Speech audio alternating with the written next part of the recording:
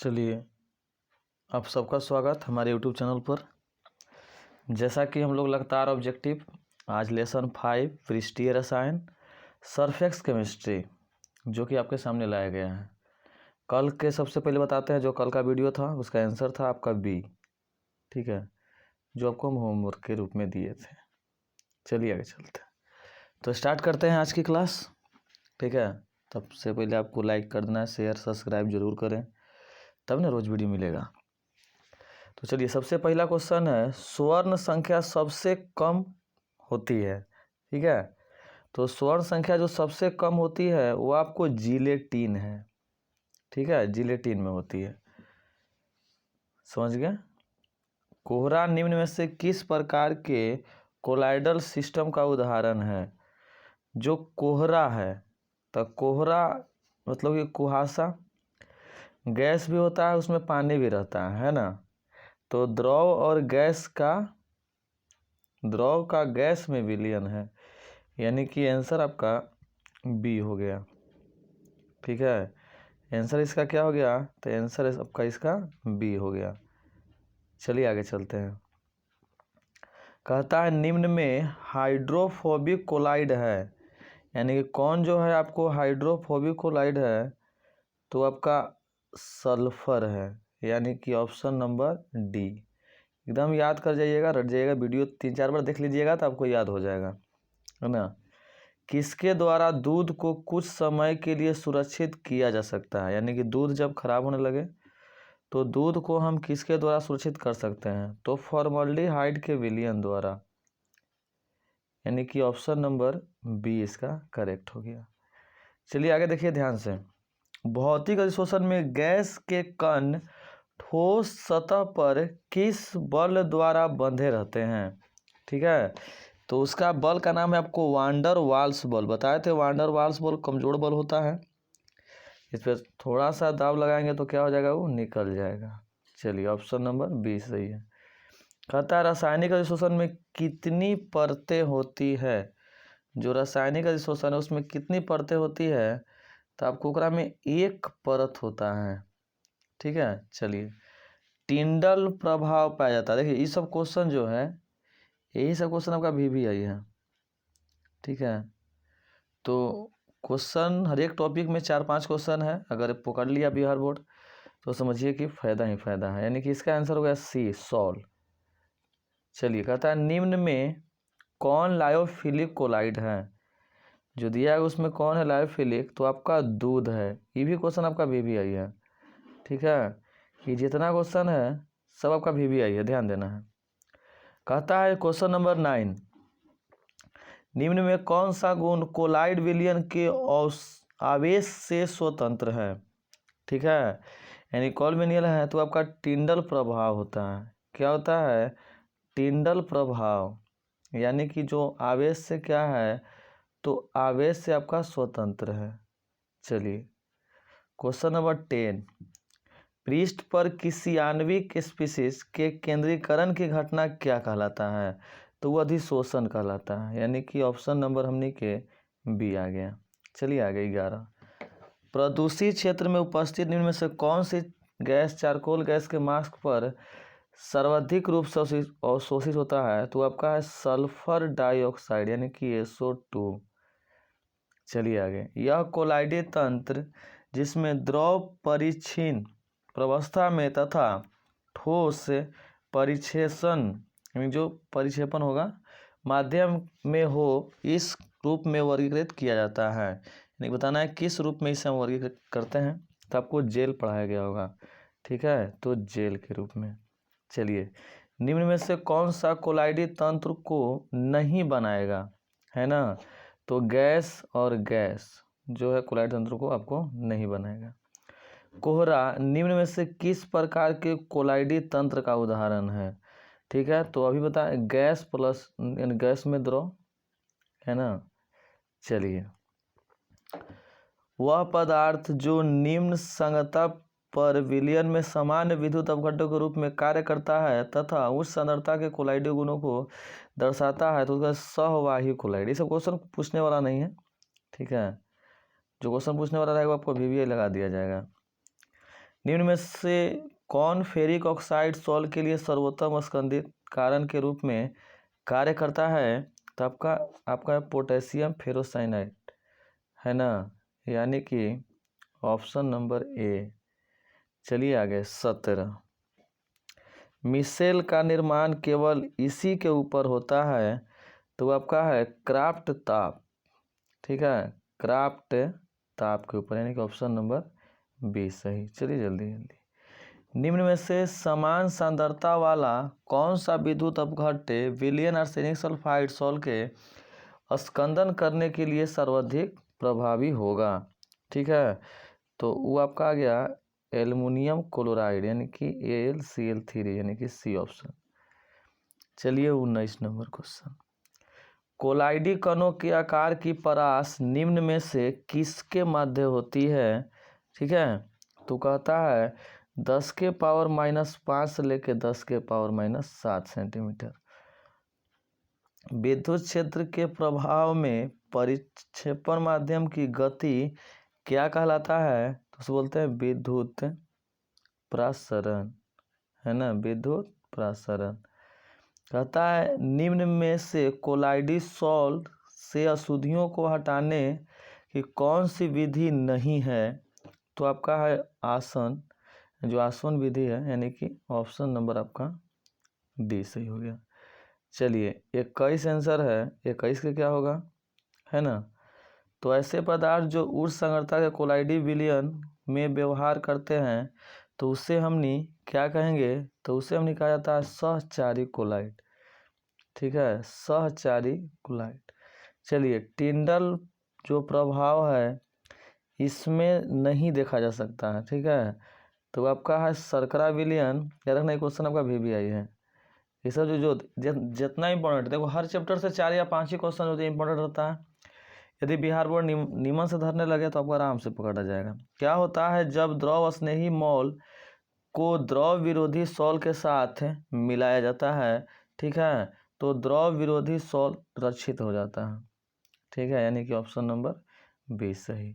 कहता है 25 की क्रांतिक मिसेल सांद्रता के नीचे जल में मिलाया गया साबुन में निम्न में से किस प्रकार से कार्य करता है? ठीक है 25C, ध्यान देना हमने क्या।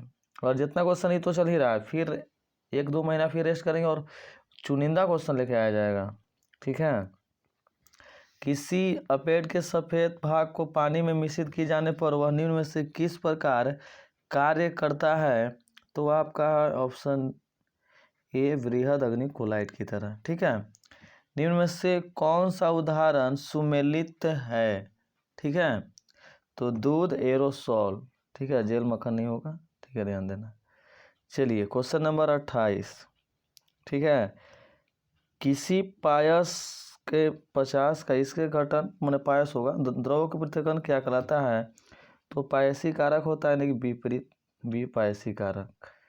चलिए, यानी कि ऑप्शन डी सही था। क्वेश्चन आइए 29। निम्न में से कौन सा पायसी कारक अभिकारक का एक उदाहरण नहीं है? तो आपका है आंसर डी विद्युत अपघट्य, विद्युत अपघट्य। चलिए वीडियो ज़्यादा बड़ा भी नहीं बना रहे आपको। चलिए क्वेश्चन नंबर 30। दूध को निम्न में से किसकी कुछ बूंदों को मिलाकर संरक्षित किया जा सकता है? तो अभी बताए थे फॉर्मल्डिहाइड, यानी कि फॉर्मल्डिहाइड का जो विलयन रहेगा वो। ठीक है, निम्न में से रासायनिक विश्लेषण में अधिशोषण का अनुप्रयोग कहाँ किया जाता है? तो इनमें सभी है, जो ऑप्शन आपका है वो सभी है ना, यानी कि डी ऑप्शन है, सभी में प्रयोग किया जाता है।